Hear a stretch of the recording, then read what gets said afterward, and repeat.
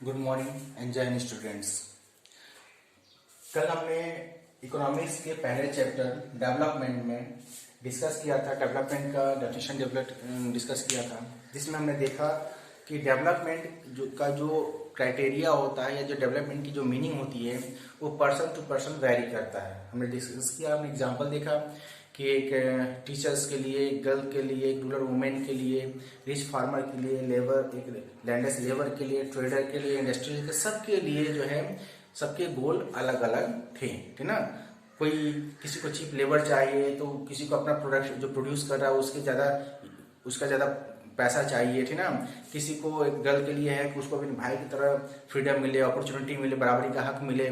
तो हमने देखा कि समाज में रहने वाले जो लोग हैं, ठीक ना, चाहे वो जेंडर बेसिस हो या किसी भी बेस पे, सबके लिए डेवलपमेंट का गोल और उसके लिए जो मीनिंग है, डेफिनेशन, वो अलग अलग होती है, ठीक है। अब हम बात करेंगे कि एक नेशन के फॉर्म में, एक देश के रूप में जब हम आगे बढ़ रहे हैं तो हमारे पास कैसे एक देश के रूप में हम कैसे उसको लेके चलेंगे। एक अगर हम सरकार है, अगर आप फॉर एग्जाम्पल आपकी फैमिली का मैं एग्जाम्पल देता हूँ। अगर आप फैमिली के आप हेड हो और आपकी फैमिली में सबके एक्सपेक्टेशंस अलग है, आपकी बच्ची है, आपका बहन है, आपकी भाई, आपकी मम्मी है, पापा है, दादाजी हैं, जो भी हैं, जितने भी फैमिली में, सबके एक्सपेक्टेशंस अलग अलग हैं। तो हम कौन सा ऐसा कानून बनाए, कौन सा ऐसा नियम बनाए ताकि सभी की आकांक्षाओं के, सबके एक्सपेक्टेशंस को हम पूरा कर पाए, ठीक ना। तो हम एक नेशन के फॉर्म में हम डेवलप करेंगे। फॉर एग्जांपल अगर आपके घर में भाई है, बहन है, आपने केवल एक लड़के पे अपना ध्यान फोकस कर रहे हैं, लड़की पे फोकस नहीं कर रहे हैं, ठीक ना, केवल एक आदमी को अच्छे कपड़े दे रहे हो, अच्छा एजुकेशन दे रहे हो, अच्छा हेल्थ सेक्टर दे रहे हो, तो मतलब एक आदमी का डेवलपमेंट होगा। आप एक फैमिली के फॉर्म में, एक टर्म पे आप डेवलप नहीं कर पाएंगे।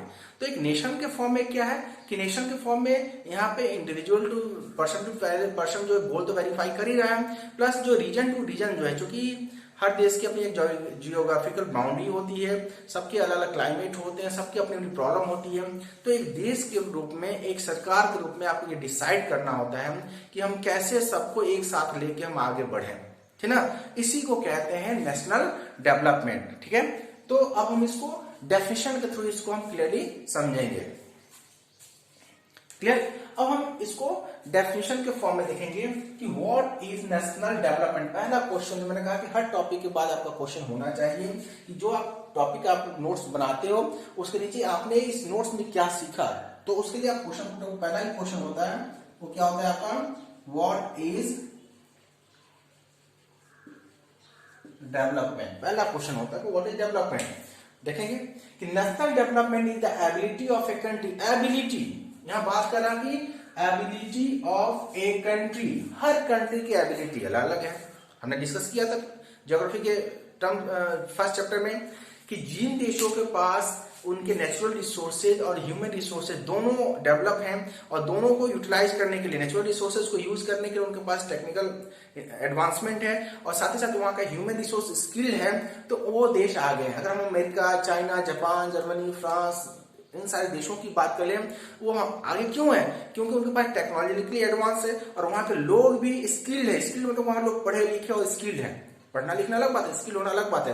तो उन्होंने अपने लोगों को स्किल्ड बनाया हुआ है, ठीक ना। इससे क्या हो गया कि वो ह्यूमन रिसोर्स का भी पूरा यूटिलाइजेशन कर पा रहे हैं और नेचुरल रिसोर्स का टेक्नोलॉजी के थ्रू भी यूटिलाइजेशन कर पा रहे हैं। इससे क्या हो रहा है कि इसलिए मैंने कहा कि हर देश की एबिलिटी अलग अलग, जो भी जितनी भी एबिलिटी है, ये कह रहा है कि national development is the ability of a country. किसी भी देश की जो एबिलिटी है उस एबिलिटी के बेस पे to improve social, economic and political wellbeing of its, अपने देश में रहने वाले लोगों का सोशली, पॉलिटिकली और इकोनॉमिकली ग्रोथ अगर करा पाए सबका एक साथ, तो उसको हम कहेंगे नेशनल डेवलपमेंट। अब यहाँ सोशली से क्या मतलब है, social, we are the social animal, human are the social animal. तो सोशली का मतलब कि हम समाज में रह रहे तो हमें क्या चाहिए, तो हम जब समाज में रह रहे हैं तो हमें फ्रीडम चाहिए, हमें अपनी डिग्निटी चाहिए, हमें अपनी पहचान चाहिए, ठीक ना। हमें अपने राइट टू एजुकेशन चाहिए, जो भी राइट्स प्रोवाइड किए गए हैं कॉन्स्टिट्यूशनली, वो राइट्स हम इंजॉय कर पाए सोसाइटी में। कोई हमारे सोसाइटी बेस्ड कोई डिस्क्रिमिनेशन ना हो, चाहे वो रिलीजन बेस्ड हो, चाहे कास्ट बेस्ड हो, चाहे रीजन बेस्ड हो, चाहे कलर बेस्ड हो, चाहे आपके शेप एंड साइज बेस्ड हो, किसी भी बेस पे डिस्क्रिमिनेशन का सामना ना करना पड़े। जब एक देश के रूप में हमारे पास ऐसे कानून होंगे, ऐसे नियम होंगे और हम देश के रूप में इन सारी डिस्क्रिमिनेशन को खत्म कर पाएंगे, तब हम कहेंगे कि हम एक देश के रूप में सोशली हमारा डेवलपमेंट हुआ है। ठीक है, अब हम बात करेंगे, just a minute please, sorry, economically जैसा मैंने बात की, कोर पॉइंट हमने डिस्कस किया था, सबके जो गोल थे अलग अलग थे, लेकिन कोर पॉइंट में क्या था, सब अपनी इनकम को जनरेट करना चाहते थे, सब अपनी इनकम को ग्रोथ करना चाहते थे। तो इनकम जब ग्रोथ आपका हो रहा है तो क्या सबका ग्रोथ एक जैसा होगा? एक पान की दुकान लगाने वाले का ग्रोथ वही होगा और एक इंडस्ट्री जो चला रहा है दोनों का ग्रोथ एक ही होगा? बिल्कुल नहीं। इन्वेस्टमेंट के ऊपर और पर्सन टू पर्सन एबिलिटी के ऊपर, लेकिन अपॉर्चुनिटीज होनी चाहिए कि हर इंसान, देश में रहने वाला हर इंसान अपनी एबिलिटी, अपनी कैपेबिलिटी के हिसाब से इकोनॉमिक ग्रोथ कर पाए, उसको वो अपॉर्चुनिटी प्रोवाइड सरकार को करानी पड़ेगी, देनी पड़ेगी, ताकि हर किसी का इकोनॉमिक ग्रोथ हो सके। और साथ ही साथ पॉलिटिकली वेलबींग का मतलब हो गया कि पॉलिटिकली हमें क्या राइट मिले हुए हैं? राइट टू वोट मिला हुआ है ना, फ्रीडम मिला हुआ है, यानी जो पॉलिटिकली राइट हमें मिला हुआ है, हम पॉलिटिकल राइट क्या है कि हम अपना हम ऑर्गेनाइजेशन बना सकते हैं, है ना, हम इलेक्शन में पार्टिसिपेट कर सकते हैं, हम अपनी पार्टी बना सकते हैं, हम वोट कर सकते हैं, ये हमें पॉलिटिकल राइट मिले हुए हैं। तो ये राइट्स को एंजॉय कर पाए। ऐसा नहीं है कि किसी खास एक जाति के लिए या धर्म के लिए या किसी क्षेत्र विशेष के लिए हमने कर दिया कि बस यही पार्टी बना सकते हैं, यही वोट दे सकते हैं, तो वो पॉलिटिकली राइट का एंजॉयमेंट नहीं होगा। तो एक देश के रूप में जब हम एक नेशन फॉर्म में जब सोशली, इकोनॉमिकली और पॉलिटिकली इन सारी चीजों को कोऑप करते हुए आगे बढ़ेंगे, that term is known as the national development. Clear? अब हम आते हैं अगले, क्लियर हो गया होगा? अब हम आप बात करेंगे कि हाउ डिफरेंट कंट्रीज और स्टेट्स आर कंपेयर्ड। कंपैरिजन होता है। अब हम अपने पड़ोस में रहते हैं तो हम अपनी फैमिली का कंपैरिजन करते हैं कि पड़ोस वाली फैमिली बहुत पैसे वाली है, बहुत जी ना, वो उसके पास कार है, हमारे पास बाइक भी नहीं है, हमारे पास तो साइकिल है, कंपेयर करते हैं, ठीक ना। तो कंपेयर जब हम कर रहे होते हैं तो कैसे कंपेयर करते हैं? तो उसी तरह से कंपैरिजन हम करते हैं, दुनिया में करते हैं कि कंपैरिजन जब दुनिया का हम करते हैं कि कैसे हम मान लेते हैं कि अमेरिका डेवलप्ड नेशन है, कैसे मान लें? अब किस तरह से माने कि India is a developing nation? हम कहेंगे नहीं, हम भी डेवलप्ड नेशन है, अमेरिका डेवलप्ड नेशन नहीं है। तो कुछ तो क्राइटेरिया हो ना, किस क्राइटेरिया के बेस पे ये डिफाइन किया जाता है कि America is a developed nation, ठीक ना, India is a developing nation, ठीक ना, African nations just like Ethiopia, ठीक ना, अल्बानिया, ठीक ना, these are the poor nations. कैसे हम डिफाइन करते हैं? तो इसको डिफाइन करने के लिए दो इसके क्राइटेरिया है। Criteria number 1 national income and second per capita income. दो क्राइटेरिया वर्ल्ड बैंक ने, वो या वर्ल्ड ऑर्गेनाइजेशन ने इसको डिस्क्राइब किया कि दो हमारे पास हैं कि हम कैसे पता करेंगे। मान लीजिए कि आपके पड़ोस में जो है, आपको पता करना होगा कि आपका पड़ोस का जो है परिवार जो है आपसे आगे है या आपसे पीछे है, तो कैसे करेंगे? तो हम उसकी सीधा सा फंडा है कि हम उसके इनकम को कैलकुलेट कर लेंगे कि उसके पड़ोस में जो मेरा परिवार आता है, फैमिली जाता है, उसकी पर मंथ इनकम जो है 1 लाख है और मेरी पर मंथ इनकम जो है 20,000 रुपए है। तो बट नेचुरल हम ये कहेंगे कि वो हमसे ज्यादा डेवलप है, ठीक ना। लेकिन हमने कहा था कि डेवलपमेंट का मतलब ये नहीं कि पैसा होना, उसमें फ्रीडम भी है, आपका राइट टू एजुकेशन भी, जो भी आपको फ्रीडम दी जाती है, फ्रीडम भी चाहे सोशली हो चाहे पॉलिटिकली हो, वो भी इंजॉय होना चाहिए। तो कंपेयर कैसे करेंगे? पहला क्या है? National income.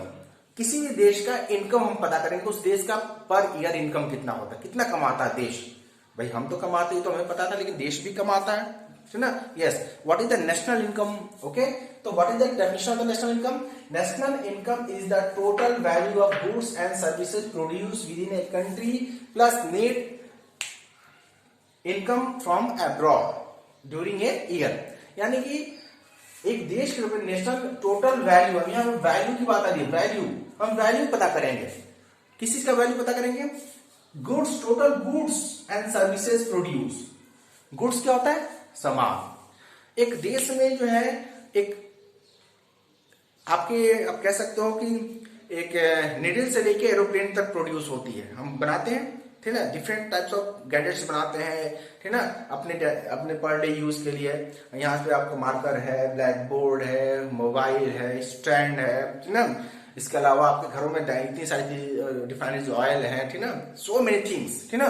तो जो चीजें प्रोड्यूस होती हैं उसकी वैल्यूएशन करेंगे कि आपके सामान कैसे करेंगे। आपके सामान करते हैं, बोलते हैं ना कि मेरे घर में तो 5 लाख का फर्नीचर पड़ा हुआ है, तो आपने क्या किया? फर्नीचर का वैल्यू निकाला, कितने का अलमीरा है, इतने का फ्रिज है, इतने का आपका जो है सोफा है, इतना का ये है। तो आपने क्या किया, जो भी चीजें हैं उसका आपने वैल्यूएशन किया। इतने का घर है मेरे पास, इतने रुपए का, ठीक है, इतनी की लैंड है, तो आप क्या करते हो, उसका वैल्यूएशन करते हो। उसी तरह से एक देश के अंदर एक साल के अंदर, वो साल कौन सा होता है, फाइनेंशियल ईयर। वो कौन सा ईयर होता है ड्यूरिंग ईयर, फाइनेंशियल ईयर। जानते हैं फाइनेंशियल ईयर क्या होता है, 1 अप्रैल टू 31 मार्च, ये आपका फाइनेंशियल ईयर कहा जाता है। तो इस फाइनेंशियल ईयर में एक देश में कितनी सामानों का प्रोडक्शन हुआ। अब सामानों का प्रोडक्शन इसलिए हुआ क्योंकि सामानों की डिमांड थी। भाई कोई कंपनी तभी कोई सामान प्रोड्यूस करेगी ना जब समाज उसकी डिमांड होगी, और कोई चीज की डिमांड ही नहीं है तो क्यों हम उसको प्रोड्यूस करेंगे, ठीक है ना। तो बट नेचुरली जब प्रोडक्शन हुआ है, सेल हुआ है, कंज्यूम हुआ है, तो इसका मतलब होगा कि हम उसकी जितनी सामान प्रोड्यूस हुआ है, कि कितने का इस साल देश में कितने बाइक बने, कितने कार बने, कितने एरोप्लेन बने, कितना निडल बना, कितना मार्कर बना, कितना ब्लैक बोर्ड बना, कितना डस्टर बना, कितना सोफा बना, कितना रेफ्रिजरेटर बने, कितने टीवी बने, इस जितनी भी चीजें प्रोड्यूस हुई इस देश में एक साल के अंदर फाइनेंशियल ईयर, ठीक ना, उस सारे सामानों का हम क्या करेंगे, वैल्यूएशन करेंगे, वैल्यू निकालेंगे, ठीक ना। उसके बाद केवल सामानों का वैल्यूएशन नहीं करेंगे बल्कि सर्विसेज, ठीक है, सर्विसेज भी प्रोड्यूस की जाती है। सर्विसेज में क्या आती है, वहां पे कोई चीज प्रोड्यूस नहीं होता है, वहां पे सर्विस प्रोवाइडर जो इंस्टीट्यूशंस होते हैं, जैसे कि आपका हॉस्पिटल हो गया, आपके स्कूल्स हो गए, कॉलेज हो गए, यूनिवर्सिटीज हो गए, आपके रेलवे प्लेटफॉर्म हो गया, एयरपोर्ट्स हो गए, रोड्स हो गए, बस स्टॉप हो गए, ठीक ना, ये जितने भी आपके हॉस्पिटल्स हो गए, ये जितनी भी चीजें हैं, क्या है, बैंक हो गए आपके, ये सारे के सारे सर्विस प्रोवाइडर एजेंसी है, सर्विस प्रोवाइड करते हैं। बैंक में जाओ वहां कोई चीज प्रोडक्शन नहीं हो रहा है, वहां क्या हो रहा है, वो सर्विस प्रोवाइड कर रहा है। किसी फैक्ट्री में जाओ वहां कुछ ना कुछ बन रहा है, कहीं मार्कर बन रहा है, कहीं पेन बन रहा है, कहीं साइकिल बन रहा है, लेकिन बैंक में जाओ वहां कोई प्रोड्यूस नहीं हो रहा है, वहां क्या हो रहा है आपका, वहां पर सर्विस प्रोवाइड की जा रही है। स्कूल में जाओगे सर्विस प्रोवाइड की जाती है, ठीक ना। रोड क्या करता है, सर्विस प्रोवाइड करता है। ट्रांसपोर्टेशन क्या करता है, जो आपके व्हीकल्स हैं आपके सर्विस प्रोवाइड करते हैं, ठीक ना। तो ये सर्विस प्रोवाइडर एजेंसी, लेकिन इनको बनाने में, रोड बनाने में भी पैसे लगते हैं, स्कूल खोलने में भी पैसे लगते हैं, हॉस्पिटल खोलने में भी पैसे लगते हैं, ठीक ना, एयरपोर्ट बनाने में, प्लेटफॉर्म बनाने में, रेलवे लाइन बिछाने में, इन सब में पैसा लगता है। तो जितनी भी चीजें इंफ्रास्ट्रक्चर हमने डेवलप किया एक साल के अंदर में, उसमें कितना पैसा, उसकी भी वैल्यू निकालेंगे, ठीक है। तो the value of total goods and services within a country, produce within A country, plus net income from abroad. इसके अलावा जो अब्रॉड से हमने दूसरे देशों से पैसा कमाया, प्लीज। अब दूसरे देशों से हम पैसा कैसे कमाते हैं, जो दूसरे देशों से पैसा हम कमाते हैं एक्सपोर्ट से। एक्सपोर्ट आप जैसे जानते हो, एक्सपोर्ट क्या होता है, जब हम कोई सामान को दूसरे देश में सेल करते हैं उसको एक्सपोर्ट कहते हैं, और जब कोई दूसरे देश से सामान को हम लेते हैं, खरीदते हैं, उसको इंपोर्ट करते हैं, एक्सपोर्ट एंड इंपोर्ट। तो जब हम एक्सपोर्ट कर रहे होते हैं, सामान बेच रहे होते हैं, तो हमें पैसा मिलता है। जब हम इंपोर्ट करते हैं तो पैसा दूसरे देश को दे रहे होते हैं, तो एक्सपोर्ट से हमें इनकम जनरेट होता है। तो जितनी भी सामान, जैसे हम जानते हैं we are the largest producer of tea, ठीक ना, cotton, we are also the largest, और हमारा पोजीशन है, चाहे व्हीट हो, चाहे राइस हो, ठीक ना, चाहे वो आपका मैग्नीशियम, बहुत सारे मिनरल्स है जिसमें हम, हमारा एक पोजीशन है, हम दूसरे देशों को एक्सपोर्ट करते हैं, कोल भी हम एक्सपोर्ट करते हैं, ठीक ना। तो हम इन चीजों से जो एक्सपोर्ट करके जो पैसा कमाते हैं वो भी ऐड होगा कि हमने पूरे एक साल में इतने हजार करोड़ का जो है विदेशों में पैसा का सामान बेचा, इतने हजार करोड़ हमने कमाया, तो वो भी इसमें ऐड किया जाएगा। प्लस अब्रॉड से कैसे आता है, तो जो हमारे एनआरआई ब्रदर्स होते हैं, एनआरआई, नॉन रेजिडेंशियल इंडियंस, जो इंडियंस है लेकिन इंडिया नहीं रहते हैं, जो लंदन में है, जो ऑस्ट्रेलिया में है, जो अमेरिका में है, जो दुबई में है, जो फॉरेन कंट्री में जो जॉब करने के लिए गए हुए हैं, जो वहां जाके रह गए, जिनका इस देश से मतलब है उनकी नहीं, बल्कि जो वहां जॉब पर्पज से गए हुए हैं और वो सैलरी अपने फैमिलीज को यहाँ ट्रांसफर करते हैं। तो जो सैलरी उनकी यहाँ ट्रांसफर होती है उसमें से उसमें से कुछ पार्ट टैक्स के फॉर्म में गवर्नमेंट के खाते में जाती है। नहीं, गवर्नमेंट को उससे भी फायदा हो रहा है, आप पैसा वहां से कमा के ला रहे हो अपने देश में, तो हमारे देश को फायदा हो रहा है, ठीक है। तो ये पैसा, तो टोटल क्या हो जाएगा, total value of goods, services and export and import, ठीक है, एक्सपोर्ट से नॉट इंपोर्ट, एक्सपोर्ट से जो हमने पैसा कमाया उसको हम बोलेंगे national income. Clear, what is national income? National income is the total value of goods and services produced with in a country plus net income from the abroad in a financial year, that is called national income.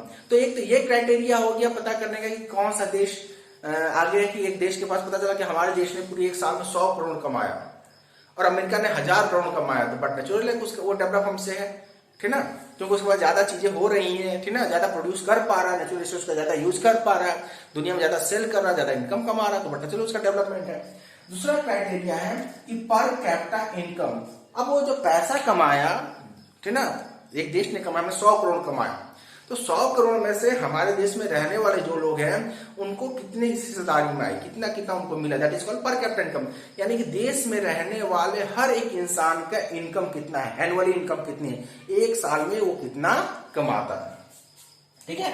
तो अब देखिए what is that, उस per capita income में कैसे निकालते हैं, उसका जो फॉर्मूला है that is the national income divided by the population, average है ये, ठीक ना, कि पर कैपिटा इनकम क्या है, per capita income is the average income of the people of a country in a definite period, वही financial year, कि एक साल के अंदर में, डेफिनेट पीरियड 2 महीने 4 महीने, ऐसा नहीं एक साल का हम देखते हैं कि एक साल के अंदर में हमारे देश के लोगों ने पर कैपिटा इनकम कितनी है, और उसके लिए हम क्या करते हैं, जो नेशनल इनकम है उसको डिवाइड करते हैं पॉपुलेशन से। एवरेज, यहाँ पे एवरेज की बात हो रही है, यानी कि ये देश में रहने वाले हर लोगों का एग्जैक्ट इनकम नहीं बतलाता है, एक एवरेज बताता है। इसको हम एक एग्जाम्पल के थ्रू देखेंगे। जैसे मान लीजिए कि किसी देश में ए बी सी डी और ई 5 लोग रहते हैं, ठीक है, पांचों का इनकम अलग अलग है, 50 rupees, 10 rupees, 20 rupees, 100 rupees and 20 rupees. Clear? Total कितना इनकम हो गया, 5 लोगों का टोटल इनकम कितना हो गया, 50, 60, 80, 180 एंड 200 रुपीज इनकम हो गया। ये 200 रुपीज क्या हो गया, नेशनल इनकम हो गया। पूरे देश के लोगों ने कितना कमाया, हम इसको अलग अलग, ए ने कमाया सैलरी के फॉर्म में, बी ने एक्सपोर्ट करके कमाया है, किसी ने, कोई ट्रेडर है, कोई मर्चेंट है, कोई अलग अलग लोग हैं, लेकिन इनका इनकम है। अब इनका टोटल इनकम कितना आ गया, 200 रुपीज। अब हमने इसको पर कैपिटा इनकम निकालना, एवरेज निकालना, क्या करेंगे, डिवाइडेड बाई पॉपुलेशन, कितने लोग हैं, 5, कितना आ गया, 40 रुपीज। ये 40 रुपीज क्या हो गया, ये एवरेज इनकम हो गया। This 40 rupees is not the income of the each and every person. Define यहाँ क्या गया, मानता है ये कि ये जो इनकम होगी ये सबकी इनकम है, लेकिन ऐसा क्या है यहाँ पर नहीं। ए का कह रहा है 40 रुपीज सभी लोग कमा रहे हैं, ए कितना अर्न कर रहा है, 50 रुपीज, बी 10 रुपए कमा रहा है, सी 20 रुपीज अर्न कर रहा है, डी 100 रुपीज अर्न कर रहा है, और ई भी 20 रुपीज अर्न कर रहा है। दो लोग जो है एक जैसे कर रहे हैं, एक बहुत ज्यादा कमा रहा है, दूसरा भी कमा रहा है, तीसरा बिल्कुल बहुत ही कम कमा रहा है ना, लेकिन एवरेज क्या निकल के आया, 40 रुपीज। तो उसी तरह से ये जो पर कैपिटा इनकम है इसमें कुछ त्रुटियां हैं, ये exactly it does not describe the actual income of the per person, but institute of describing the actual income of per person it describes about the average income of each person of a country. तो इसमें कुछ कमियां हैं, लेकिन चूंकि हमारे पास और कोई अभी मेथड नहीं है, वर्ल्ड ऑर्गेनाइजेशन के पास कोई ऐसा मेथड नहीं है जिससे हम किसी के एग्जैक्टली इनकम को पता कर सके, इसलिए हम इन 2 क्राइटेरिया को किसी भी देश के डेवलपमेंट का क्राइटेरिया मानते हैं, ठीक ना। अब ये तो हो गया कि हम पर कैपिटा इनकम निकाल लेंगे, तो जैसे नेशनल इनकम क्या होगा, हमारे देश का जो इतने 1000 करोड़ का इनकम है, पॉपुलेशन कितनी है, 1 अरब 30 करोड़ से डिवाइड कर देंगे, पर कैपिटा इनकम निकल जाएगा। लेकिन क्या वो सही होगा, क्या सभी लोग उतना कमाएंगे, बिल्कुल नहीं, जैसे यहाँ पर हमने देखा, लेकिन फिर भी हम उसको बेस मान के, पूरी वर्ल्ड एजेंसी उसी को बेस मान के चलती है। अब इसको हम देखेंगे कि 2000, जस्ट मिनट,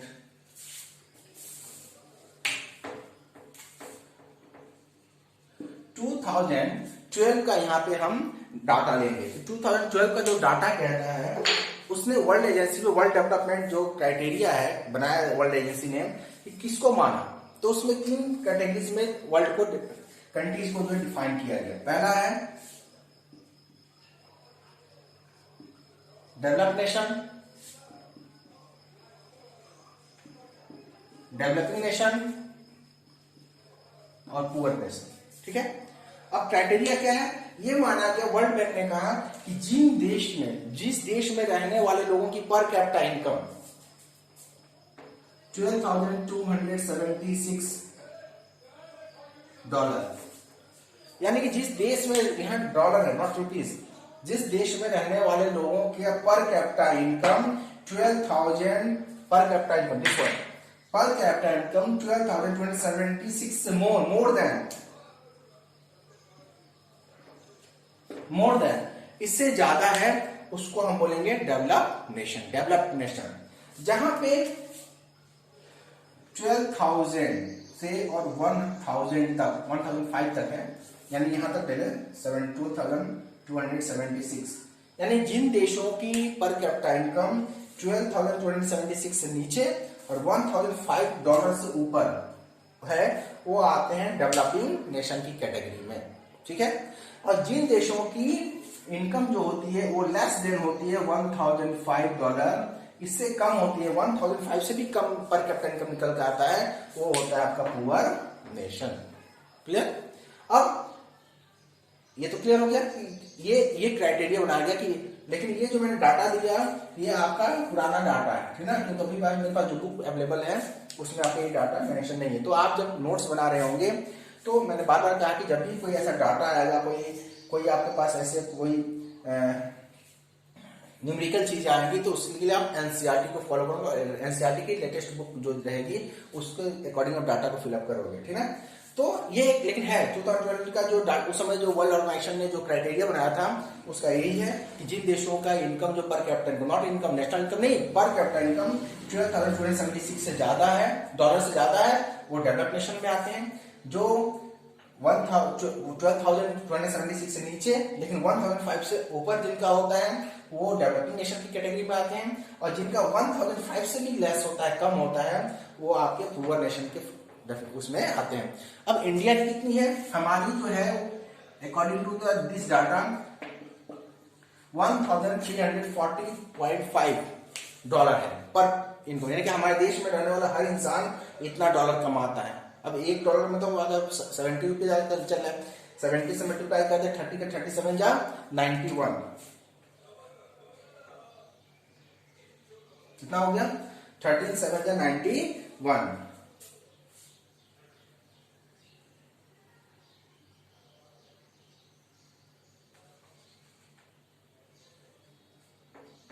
कितना हुआ 91,000, यानी कि हमारे यहाँ का हर इंसान 191, ये एनुअली है, एनुअली 91,000 के आसपास कमाता है एनुअली एक साल में.